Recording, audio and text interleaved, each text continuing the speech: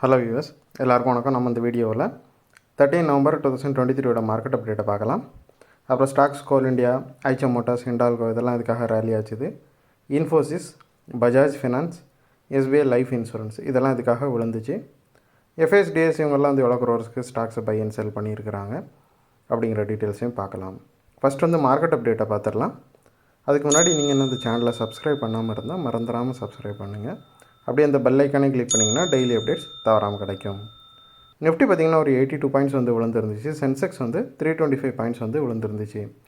So ஏற்கனவே மகரத்து ட்ரேடிங்னால வந்து நல்லாவே ரேலி ஆச்சு. இது ஒரு 100 பாயிண்ட்ஸு கிட்ட. அதுக்கப்புறம் வந்து கேப் அப்பும் பார்த்திங்கன்னா நிறையவே இருந்துச்சு. ஸோ ஆல்ரெடி நம்ம சொன்ன மாதிரி ஸோ இது வால்யூமே இல்லாமல் ஒரு 100 பாயிண்ட்ஸ் வந்து ரேலி ஆனது கண்டிப்பாக வந்து இன்றைக்கி அதை வந்து சோல்டு இன் ஆகிடுச்சு. ஸோ அதனால் பார்த்திங்கன்னா ஒரு பெரிய வீழ்ச்சி இருந்துச்சு. ஒரு 82 பாயிண்ட்ஸ் கிட்ட விழுந்துருந்துச்சு. ஏறக்குறைய அதில் கெயின் பண்ணது எல்லாத்தையும் அது வந்து இன்றைக்கி இழந்துருச்சு. அந்த முகூர்த்த ட்ரேடிங்கில் வந்து ஒரு 1 ஹவர் கெயின் ஆனதெல்லாம் இந்த ஒன் டேயில் இழந்துருச்சு மார்க்கெட்டு. அப்புறம் ஸ்டாக்ஸை பார்த்திங்கன்னா கோல் இண்டியா வந்து 349 இருக்குது. 17 பாயிண்ட்ஸ் வந்து ரேலி ஆகிருந்துச்சு. 5.29% ரேலி இது. கோல் இண்டியாவை பார்த்தோம் அப்படின்னா ஜெஃப்ரிஸ் இந்தியாவுங்கிற புரோக்கர் வந்து ஸ்டாக்கை வந்து ஹோல்டுங்கிற பொசிஷனில் இருந்து பைங்கிற பொசிஷனுக்கு வந்து அப்கிரேட் பண்ணியிருக்கிறாங்க. ஸோ ஸ்டாக் வந்து அவங்க லெவலப் பண்ணதுனால ஸ்டாக் வந்து நல்லாவே ரேலி ஆச்சுது. அது மட்டும் இல்லாமல் அதோட டார்கெட்டை வந்து 385ன்னு சொல்லியிருக்காங்க. இது ஏறக்குறைய ஒரு 19% அதிகமாக அவங்க வந்து டார்கெட் சொல்லியிருக்கிறாங்க. ஸோ இந்த நியூஸ்னால் கோல் இண்டியா ரேலி ஆச்சுது. அப்புறம் ஐச்சர் மோட்டார்ஸை பார்த்தோம் அப்படின்னா அது ஒரு 66 பாயிண்ட்ஸ் வந்து ரேலி ஆகிருந்துச்சு. அதுக்கு ரீசனை பார்த்தோம்னா அதோட Q2 ரிசல்ட் வந்துருந்துச்சு. அது வந்து ரொம்பவே நல்லா வந்துருந்துச்சு. நெட் ப்ராஃபிட் பார்த்திங்கன்னா 55% வந்து இன்க்ரீஸ் ஆகிருந்துச்சு இயர் டு இயர்.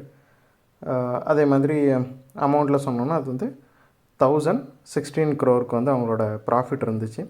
அது மட்டும் இல்லாமல் ஐச்சர் மோட்டார்ஸ் வந்து இப்போதைக்கு நல்லா ரேலி ஆகி ஆல் டைம் ஹையில் இருக்குது.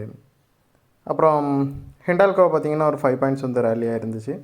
ஸோ அதுக்கு ரீசன் பார்த்திங்கன்னா அதோட Q2 ரிசல்ட்டும் வந்துருந்துச்சு. ப்ராஃபிட் வந்து ஃப்ளாட்டாக தான் இருந்துச்சு. 2196 crore இருந்துச்சு அதோட ப்ராஃபிட். பட் எதிர்பார்த்த அளவுக்கு ரொம்பவே வீழ்ச்சி அடையாமல், ஏன்னா ஸ்டீல் வந்து அந்தளவுக்கு ஸ்டீல் மெட்டல்ஸ் எல்லாமே வந்து அந்தளவுக்கு ஒரு நல்ல பாசிட்டிவ் சைடில் மூவ் ஆகலை. ஸோ இப்போ கொஞ்ச நாளாகவே. ஸோ இருந்தாலும் வந்து ஹிண்டால்கோ வந்து கொஞ்சம் டீசெண்டான ப்ராஃபிட்டை போஸ்ட் பண்ணியிருக்கிறதுனால அதுவும் கொஞ்சம் ரேலியாக இருக்குது. அப்புறம் இன்ஃபோசிஸை பார்த்தோம் அப்படின்னா ரீசெண்டாக வந்து நல்லா ரேலி ஆச்சுது. ஸோ அதனால் இப்போ கொஞ்சம் ப்ராஃபிட் புக்கிங்கில் விழுந்திருக்குது. அப்புறம் பஜாஜ் ஃபினான்ஸை பார்த்தோம் அப்படின்னா அது வந்து QIP வந்து அவங்க சொல்லியிருந்தாங்க. ஒரு 8800 crore வந்து QIP வந்து அனௌன்ஸ் பண்ணியிருந்தாங்க.